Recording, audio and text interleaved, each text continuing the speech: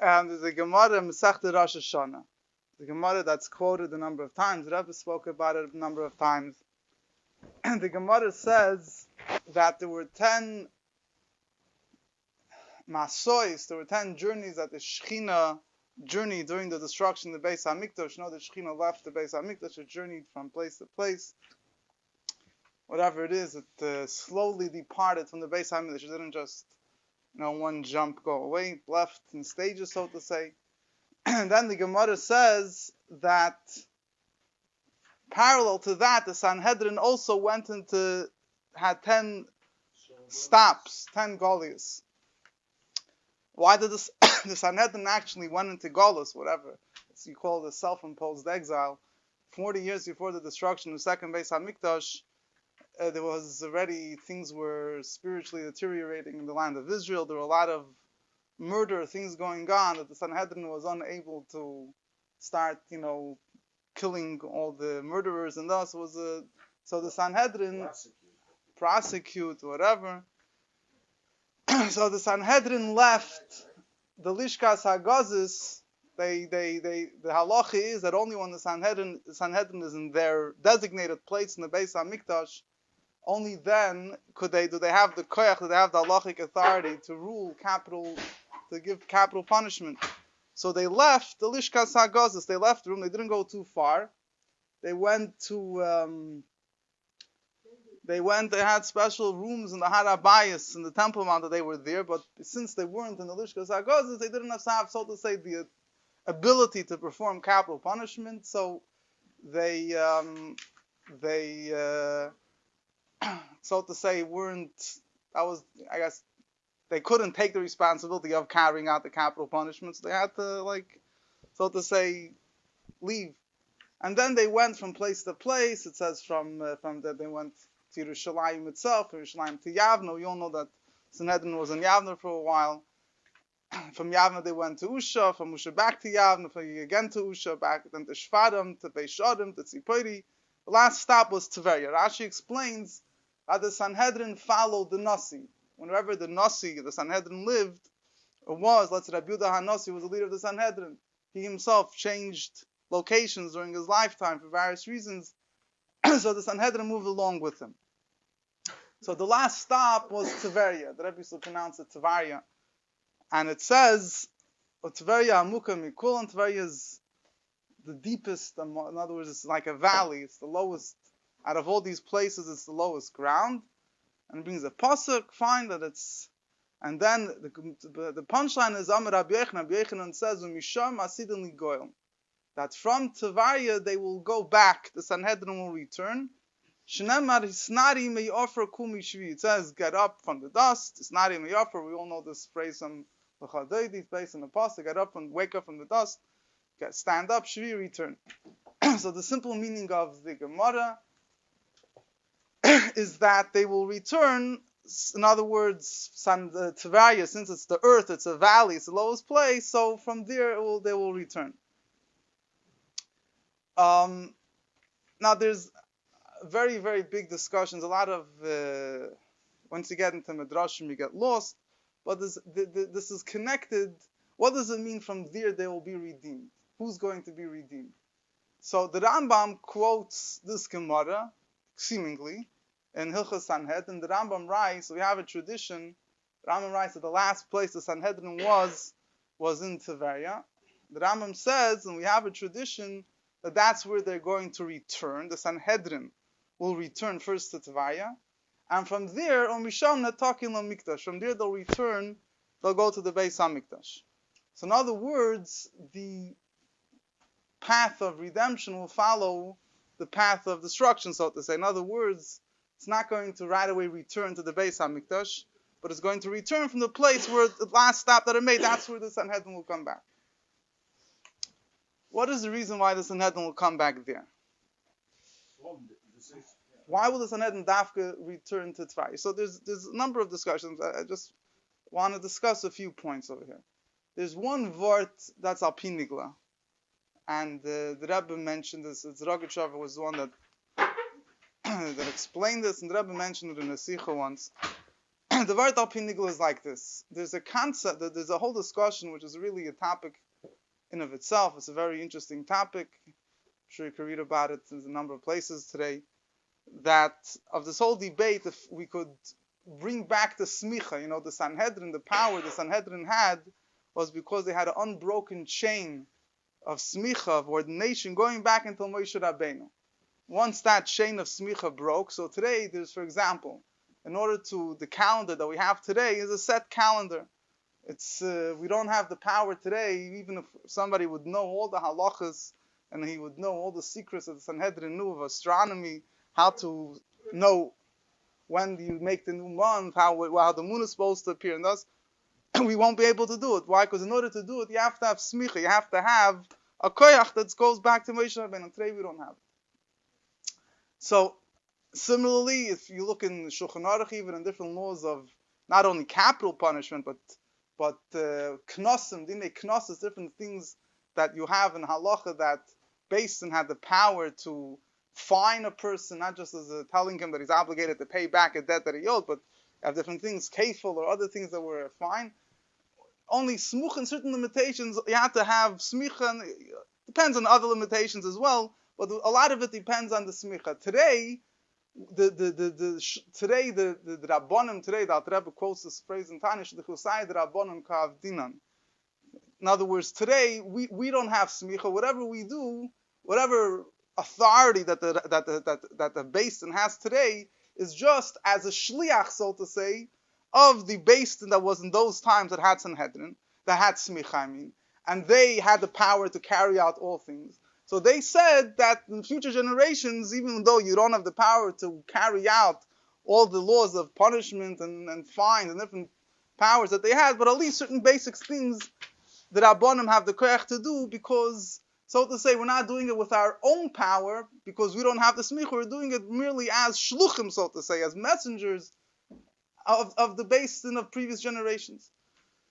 So the question here is there how is the smicha going to be brought back? We know one of the promises of the future redemption, we say in Shemona Esrei 3 times a day, is that the Hashem will return our judges as in former times. Based on the pasuk, the Eibusher says, I'll return the Sanhedrin.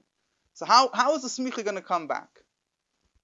So this not only is a matter of much discussion, but this was a lot of controversy, major controversies, a famous episode in history when there was Mari Beirav, the Malbach, in the city of Tzfas. There was someone, who was it, the one that initiated the smicha, the Mari Beirav? But Malbach was one that was against it. Yeah. Mari Beirav said that that it's all based on the Rambam. The Rambam writes in 2 places. One place he writes in his Hilchos Sanhedrin, another place he writes is in Pirush Mishnayos in Sanhedrin. The Rambam writes, it seems to me the Rambam writes, that if all the sages of Israel gather together and they will decide to be seimich, to ordinate someone, It's a good question. That's a good question. That's part of the controversy. Come on. So if they'll all decide to ordain someone, so then he will have the power of smicha. No, this is whatever. So the Rambam says, what's his proof? The Rambam says that the pasuk says that the Sanhedrin will return before Mashiach comes. The pasuk says, "V'shifa, I will return your judges as in former times." Afterwards, you will be called the city of justice. So the Rambam, Pirush Mishnayos, understands that Mashiach returns after the Sanhedrin. And I think the Rambam also says, I don't remember exactly, but the point is, even if they return together with Mashiach, how is Mashiach going to bring back smicha? How is Mashiach going to have smicha? So Mashiach, the Rambam says, Mashiach can't do anything against the laws of the Torah. Can't say, okay, Sanhedrin, you go and judge when they don't have smicha. So the Rambam says, you must say that the Sanhedrin will have koyach of smicha because all the Chacham will get together and they'll agree to ordain these people. Mashiach comes is no shayla. Why Mashiach comes? How's smicha going to return when Mashiach comes? Oh, very good. So the Rambam writes, now the Rambam,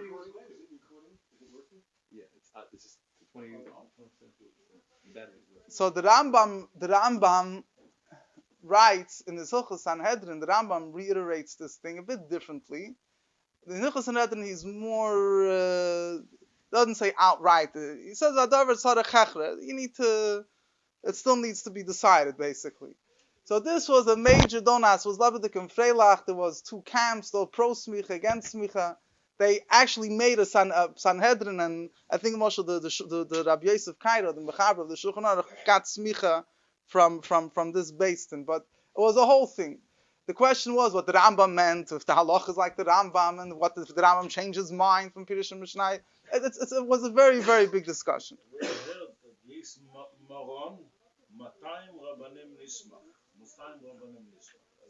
Yeah, exactly.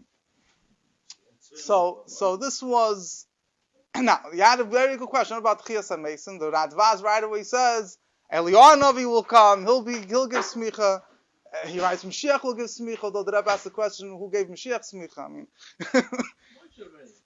Moshe. So the Rebbe says, the Rebbe writes, could say even better. Why do you have to go so far? The Rebbe said the Sanhedrin themselves will stand up at Chias HaMesim. Yeah, but the Rebbe says Chias HaMesim happens in a later stage. Chias HaMesim happens in a later stage. It says there will be those that will stand up first. So the way I humbly understand this thing is a cloud that the Rebbe explained in Rambam in many places. The Rambam holds that the Torah has to work by natural means. There has to be a natural way how you could do it. For example, we all know how did they engrave the letters on the Choshen and the Ephraim stones? They use the Shamir worm. The Rambam doesn't mention a word about the Shamir worm. He says you engrave it, So the Rebbe explained, not that the Rambam is denying or that is supernatural or the Shamir is a supernatural worm, but it's not a regular occurrence. Carrying aces that way is supernatural. This is a teva, David. It seems like it's, but either way, the Rebbe says the Rambam holds that the Torah tells you something. Maybe she could have prepared a supernatural way, or to do it, but there has to be a way for us to do it, even if you don't rely on supernatural means. So if you have to rely on Chias HaMesim for smicha, that means that the Torah, in order for the Sanhedrin, which is part of in order to have a Shleimus HaTorah, you have to have the Sanhedrin. In order to have the Sanhedrin, you need to have Chias HaMesim. So then you need for that aspect of the Torah to rely on a miracle. So to say, Torah mitzvahs that Rambam holds has to be able to work itself out in a natural way, not just in a supernatural way. That's one way of understanding. I'm not saying some people mention this. Who explained this? This is a real kasha. No, the Rebbe meant, I saw tonight in the Sikha, the Rebbe says, what the Sanhedrin will stand up at Chias HaMesim. The Rebbe says, that will happen later. The Rebbe says, the Rebbe answers Mishnah and Noim. So you bring the question now back on the Rambam. In this Sikha, the Rebbe said, you might ask the Sanhedrin will stand up at Chias HaMesim. The Rebbe says that will happen later. But fine, but what about Moshe Naden? Still doesn't answer Moshe Naden. Moshe Naden, the Rebbe says many places will stand up right away.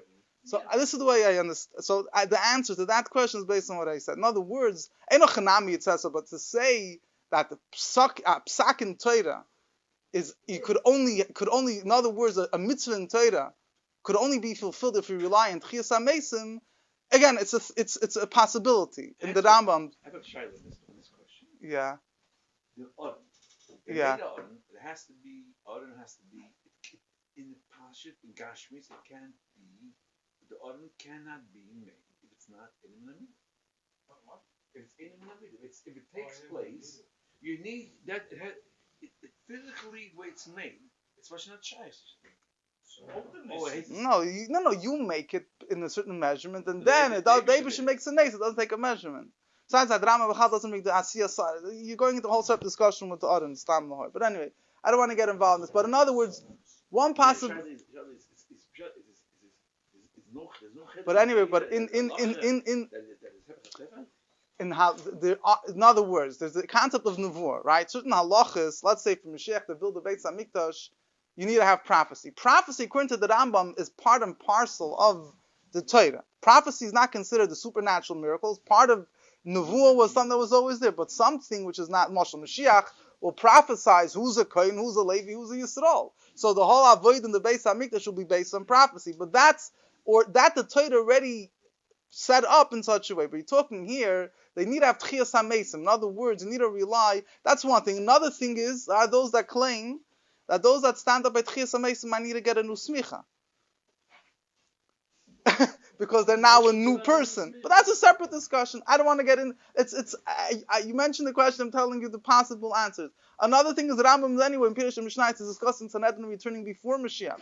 They'll return maybe before Meshanan comes. At any rate, it could be. It's a possibility. The Rambam says they'll return before Mashiach. So it could be maybe the Lefiza. Even if you're going to say Meshanan will be there, maybe they'll return before Meshanan. It's all possibilities. Anyway, this it happens to be that this in new modern times, so this idea of Sanhedrin took some root among certain circles. I don't want to elaborate. The Rebbe was very strong against it. The Rebbe felt it's a very big churban to start making a Sanhedrin today for various reasons. The Rebbe used the expression in a certain sikha that says "Vashiva sheftayich," I will return your judges. That has to come. That is a shechina. That has to be with the return of the shechina. It can't just happen.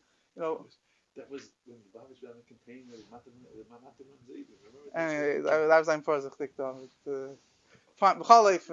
Now, that's one akuta. Now, why did I mention all of this? Because what does it have to do with this Gemara like this? The Rogatchover gives an interesting answer and explanation of ties us in with the fact that Sanhedrin will return to the very. The Rogatchover says an interesting thing. The Rogatchover says there's a toyar of Sanhedrin. I don't know if I'm able to explain this well. There's a concept, there's an existence of a Sanhedrin. You have a concept in Halacha, for example, that tzibur loy meis. Individuals could die. A tzibur community doesn't die. In other words, when certain halachas that are dependent upon an individual, so let's say he has to bring a carbon, for example. So after he passes away, he can't bring a carbon. But if let's say a community has to bring a carbon, so if let's say it's the next generation, but again, I don't remember the details here, but in a certain sense, if it's a communal thing, the change of generations doesn't change, it changes the individual people, doesn't change the shame, the concept, the name, the so to say, the theoretical, subject of a tzibur of a congregation. The same thing he brings from certain sources is the concept of the Sanhedrin. The concept, the power of the Sanhedrin remains forever. And even today, that's also ties into what I mentioned before, even today, the concept of the Sanhedrin remains in the context that today, certain things that we do are still being done as, for example, the Rebbe says, we all follow the calendar that was set up by Rabbi Yehuda Hanosi's grandchild, Rabbi Yehuda Nasiya. We're following the calendar. It's not just, we're like following his Basin. Like in today's times, we are living according how his Basin dictated how the calendar should work.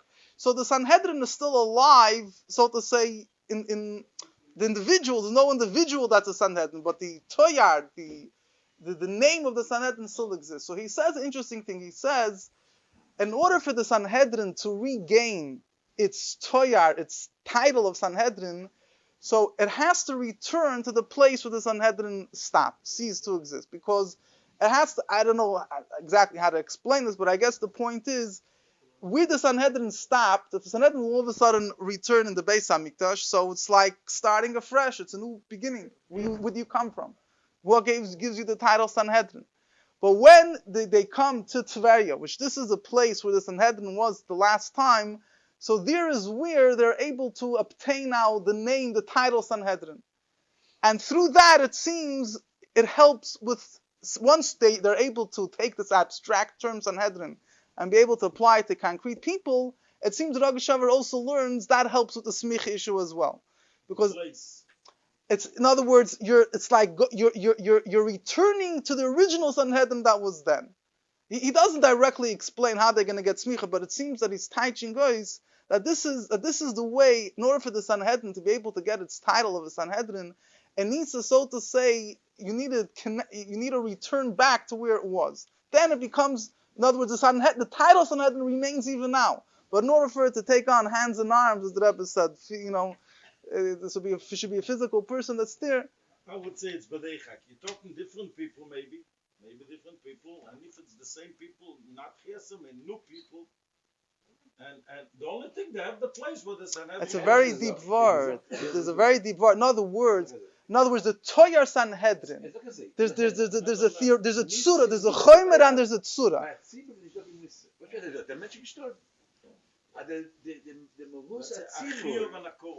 There's a chomer and a tzura. There's the matter and there's the form. There's the body and the soul.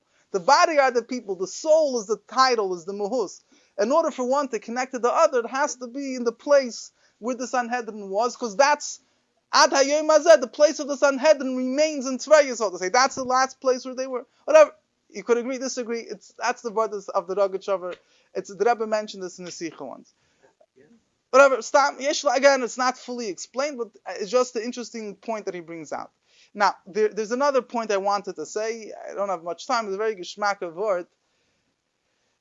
In general, there's people who might be more familiar, less familiar. The Zohar says that Mashiach will come in the land of Golul. Golul, the Galilee. Yeah, Golul, the Galilee, you know. Galil, yeah, we're in Golul, we're in the Galil, is he going to come? So some people say Tzfas, some people say Teveriah, they quote this Gemara here. A different, I could give you a few other addresses, which we don't know exactly, Migdaleder, Pikasar, I don't know, whatever it might be. Ich weiß nicht. You know, the Rebbe, I think, once told, the Rebbe, I think, once told, forget who, I think it was Mrs. Gorelick, said the Mashiach will first come either in Milan or in Melbourne. In Yechidus, that's what years ago, anyway, before Chav Chasiv and Tav Shin and Aleph, I think Rabbi Feldman from Sydney passed by the Rebbe, and the Rebbe said, I said this? Like, and the Rebbe, something like, I think like the Rebbe didn't accept it, and he kept his, and that night the Rebbe spoke to Sikha that Mashiach will come first to the Mashiach will come first to Brooklyn, to where the nothing with where the Rebbe is. Yeah, so so you have various different places in Eretz Yisrael. Now, the Zohar says, why is Mashiach going to first come to Golul? What the Zohar says is because that was the place where it was destroyed first. So again, before Hashem say, it's hard to know what was destroyed first, but that's the reason the Zohar gives. Now, some people connect the two. They connect, when it says from there they'll be redeemed, they explain it doesn't just mean on Teveriah. It doesn't just mean the Sanhedrin will return there first. It means the Mashiach will come there, Leonov will come there. That actually was the Yechidus that the chief rabbis of Israel had the Rebbe Tav Shemem Tes. The Rebbe discussed Teveriah a little bit. And the Rebbe said that it's not a problem to say the Leonov will first come in Brooklyn, and tomorrow, the next day, he'll go to Teveriah. You know, nobody will have time. That's the way it's going to be. But you have a lot of people connected this Gemara with the Zohar that Mashiach will first appear in Teveriah. What is the reason? The very, very interesting, you call it a drush, a remez. It's written in the Sefer, Mekubal, the Ben Ish Chai brings it down. It's very interesting drash, but it's a geschmack word. We all know Kupas Rav Meir Baal Hanes, yeah? You have in Teveriah, if anyone was there, you have everyone goes to the cave of Rav Meir, the gravesite of Rav Meir. As they told me, it was the first time it was in Teveriah. So he was there by the cave of Rav Meir Baal Hanes. So he sees the elder Yid, he asks him, is this the cave of Meir Baal Hanes? He doesn't answer him. A while later, the guy turns to him and says, where are you now? So he says, I'm in Teveriah. He says, how do you know you're in Teveriah? He says, Mezuk, sister. They tell me I'm in Teveriah. He says, Mezuk, that's also the cave of Meir Baal Hanes. They say that this is the cave of Meir Baal Hanes. They say, Mezuk, that's what they say. So anyway, you have Meir Baal Hanes is buried in Teveriah. Some people, he's the one, when you give tzedakah, even Krel Chabad, is Meir Baal Hanes. So what's the connection here? So he says, it's interesting, but he says like this. There's a medrash that says that when Mashiach will come, the nations of the world are going to, whoever is the Satan, whatever, they're going to tell the Eibusher, what are you redeeming the Jewish people for? What's the difference between the Yidden and the Goyim? The Yidden worshipped the Goyim worshipped Avodah Zarah. The Yidden also Lahavdil did. They did this. The Yidden did this. So the Eibusher turns to Michael and says, "You're the Malach of the Yidden. What do you have to answer?" So Michael is silent. The Eibusher says, "You're silent." So he says, the Eibusher says, you know why? Because the Yidden give tzedakah. The schus that the tzedakah didn't give one to another, they'll be redeemed. The Pasuk says, "Ani medaber b'tzedakah rab lo yishia." pasuk, the Eibusher speaks in Staka, that's what's going to help the Yidden. There's a number of questions in the Smedish. To make a long story short, the thing goes like this. There's a famous Medish that there was a Roman to Nisrufa Sarasha, asked Rabbi Akiva, he says, how are you allowed to do tzedakah? If the Eibishter decreed someone should be poor, the Eibishter, why are you giving tzedakah? And he gives a mashal. He says, if you have a king that locked up a slave in a cell, and he says, don't feed him, don't give him teeth, and someone will come and give him teeth and feed him, what's going to happen? That person is considered he's going against the king. So the Eibishter said, this person should be poor, you're going against the king. Rabbi Akiva said, what happened if you have a king that locked up his son in the cell? And he says, don't feed him, don't give him teeth. And someone comes and feeds him and gives him teeth. The king not only won't be angry with him, he'll appreciate what he did. So he said like this, he says, Goyim are like slaves of the Eibishter. When they do tzedakah, not only they're not doing anything righteous, you could claim they're going against the Eibishter's plan. The Eibishter said, this person should be poor. How do you have a right to give him tzedakah? But Yidden are sons of the Eibishter. So when Yidden do tzedakah, so then the Eibishter appreciates it. But here you run into another thing. There's a machloikis. If the Yidden, when they don't do the Eibishter's will, if they're considered slaves of the Eibishter's sons. So Rabbi Yudah says, when the Jewish people serve the Eibishter, they're called the sons. When they don't serve the Eibishter, they're called the slaves. Rabbi Meir says, Benkach or Benkach Kruyuban, always called sons. So it says, usually the halacha follows Rabbi Yudah and his arguments Rabbi Meir. So it comes out that now in Galus, we're not doing the Eibishter once, so we're also termed slaves of the Eibishter. If we're slaves of the Eibishter, when we do tzedakah, maybe it's not considered this chus, because a slave that you feed when the king doesn't want him to be fed, the king won't appreciate it. But if you go like Rabbi Meir, so even when the Yidden are in Galus and not doing the Eibishter one, so the tzedakah that they do is appreciated by the Eibishter, because every Jew is still considered the son to the Eibishter. So he says that's why Mashiach will come to Teveriah, because in Teveriah is the Rabbi Meir, that's his place, and in his place, that's the halacha follows him. So Mamela, the Eibishter also, I don't want to get into all pilpul, the Eibishter paskins like Rabbi Meir in this case. He says that Ani Medaber b'tzedakah, I paskin like Rabbi Meir, that the tzedakah that Yidden gave one to another in the time of Golus, even when they weren't maybe great tzaddikim, is considered as chus, and that's chus Mashiach comes. So he says that's why you give always tzedakah Rabbi Meir Baal HaNeis. It's in his merit that the tzedakah is mekubal. And he says that's why Mashiach will come to Teveriah, because Mashiach comes in the chus of tzedakah. And whose chus is it tzedakah mekubal? Rabbi Meir Baal HaNeis. So it's a very interesting thing. I just finished up with one word that Mordechai Eliyahu mentioned, Rebbe, that Yechidus, they say also, Mezuk, the Rebbe quote, that there's a tradition that Meir Baal HaNeis asked to be buried standing up, with a stick in it, what I think was maybe stick in his hand, standing up, not flat. Rebbe mentioned that in times of the Gemara, it wasn't considered necessarily such a abnormal thing. He said, why? Because when Mashiach comes, he doesn't want to even wait the time that it takes to stand up. He should just walk. So just a lesson on how much we should anticipate Mashiach. We should be ready at the second's notice. Line, take it from me, Admam. That's what they say. That's the tradition.